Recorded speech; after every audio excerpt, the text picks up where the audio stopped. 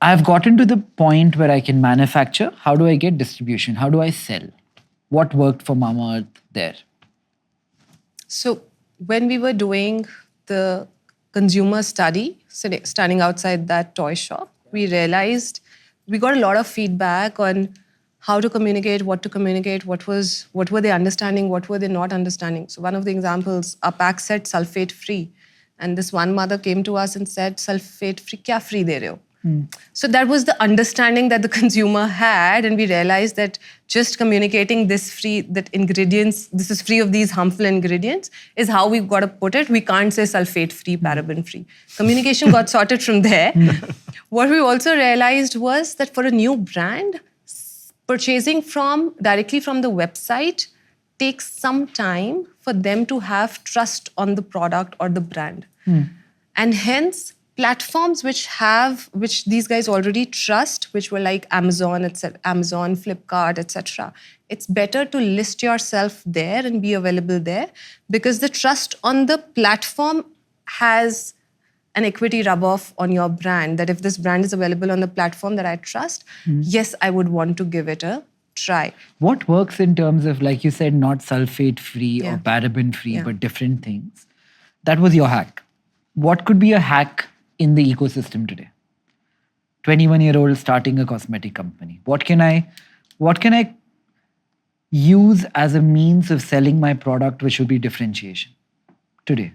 It depends on different propositions. So for example, Mamaearth was one brand. We now have 6 brands. And each brand has a very different communication and a very different proposition. Beauty and personal care in India is still evolving, right?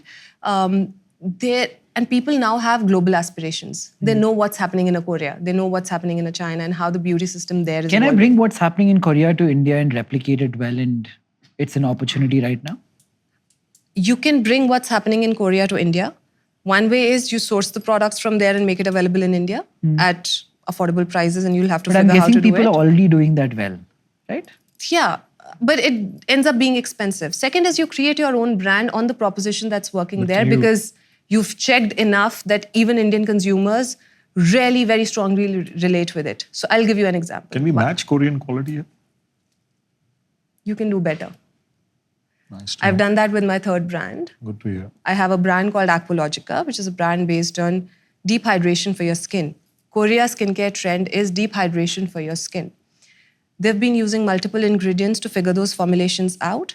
We said, what can we do for India? See, the problem is, for the longest period of time, beauty personal care industry में किसी ने India के लिए innovate ही नहीं किया था. It was like, Varun says it beautifully, कि अंग्रेज आए थे, अपने साथ thick creams लेके आए, वो अंग्रेज तो चले गए, thick creams रह गई. Charmis. Right? People haven't been able to come out of it and say that Indian skin is different, Indian weather is different, and hence the product efficacy or the product texture, etc. needs to be different. So Aqualogica is that brand which is based on basically this Korean trend around deep hydration for your skin. A best-selling product there is sunscreen. It has taken the market by storm. It is the best-selling sunscreen. Which is with hydration. Sunscreen with hydration, no white cast. What is hydration, Ghazal? I know what a moisturizer is, but how does it... I'm actually curious about a lot of what you're saying, and hence I'm like, what determines how much hydration you get from what cream?